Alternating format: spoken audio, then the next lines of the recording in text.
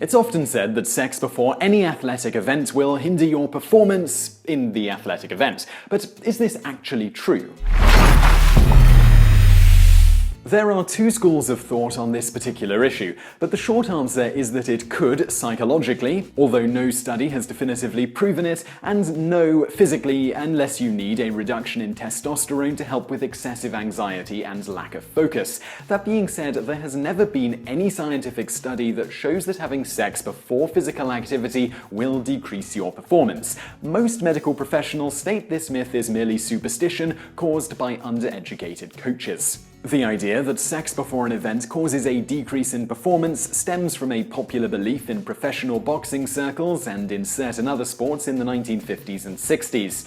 The Mexican Olympic team believed so much in the theory that they gave potassium nitrate to their athletes in hope of preventing erections. The thought process was that sex will decrease a person's testosterone levels before the event, reducing their aggression and therefore performance. The ancillary idea that abstinence can also cause an increase in aggression might also have played a role in this theory.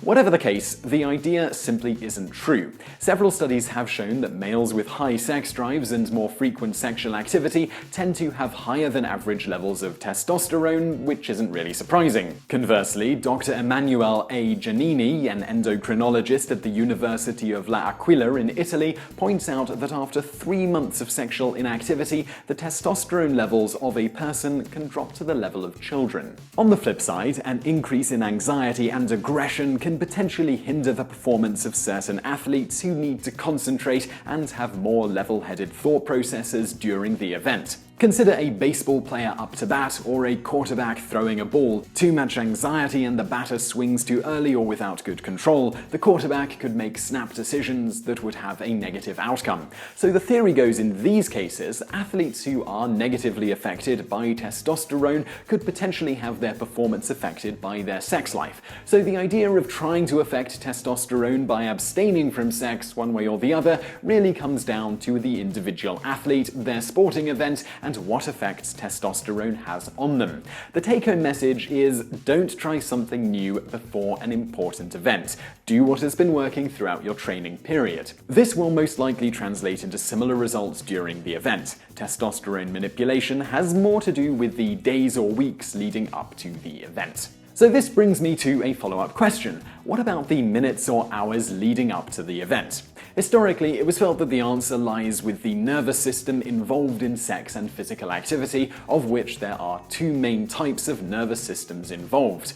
These systems were once thought to oppose each other. The sympathetic nervous system, also known as fight or flight, involves quick-acting neurotransmitters like norepinephrine. Stimulation of this nervous system results in pupil dilation, increased sweating, heart rate, and blood pressure, all helpful things to tap into during physical activity. You've probably heard professional athletes getting up for the game. Maybe you've seen them on the sidelines of a football game chanting together and pumping themselves up. This tends to stimulate that fight or flight response. The parasympathetic nervous system, also known as your feed and breed system, uses neurotransmitters that work slower and stimulate things like sexual arousal, salivation, urination, digestion, and defecation. All symptoms you probably want to avoid during a sporting event unless your sport happens to be a hot dog eating contest. Thus, the idea led to some people abstaining from sex just prior to an event. Their hope was that they wouldn't stimulate their parasympathetic nervous system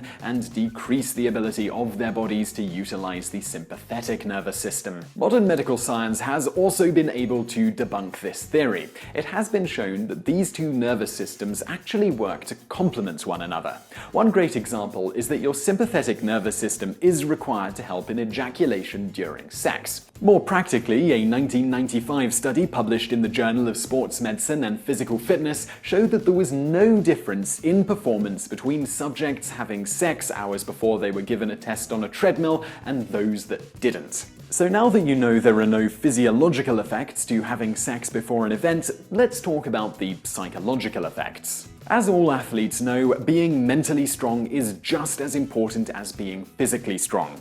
Due to the stakes at play in competitive sports, many athletes have elevated levels of anxiety leading up to an important event. Without any way to relax, athletes can have trouble sleeping and be mentally exhausted at performance time. Sex helps distract the mind from the competition, relaxes a person, and helps them sleep. As Juan Carlos Medina, General Coordinator of the Sports Department at Tecnológico de Monterrey, states, sex helps to distract the mind from the competition, and that helps sweep away mental fatigue, which is more dangerous than physical fatigue. Now, there is one more factor to consider here. What about the physical fatigue obtained while playing hopscotch between the sheets? If you're worried about this, well, don't be. There are many studies that show the average sexual encounter lasts only about 5 minutes, give or take. Sorry, boys, or maybe I should say sorry, girls, the truth hurts.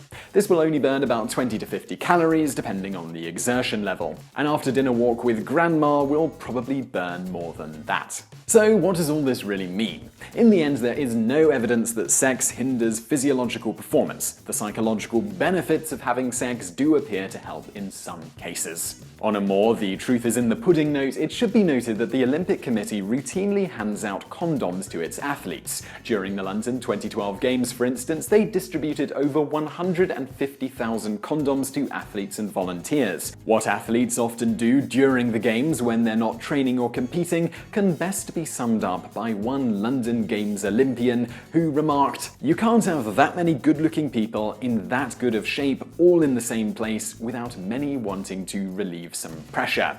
In short, thousands of the top athletes in the world seem to have no problem with sex before perhaps the most important events of their lives, so maybe you shouldn't feel so averse to doing the same before your local beer league sporting matchup, regardless of what your high school football coach used to tell you. So I really hope you found that video interesting. If you did, please do give us a like below and don't forget to subscribe and use the comment section to let us know what you think of it. Also, over there on the right are a couple of other videos that you might enjoy if you enjoyed this one, and thank you for watching.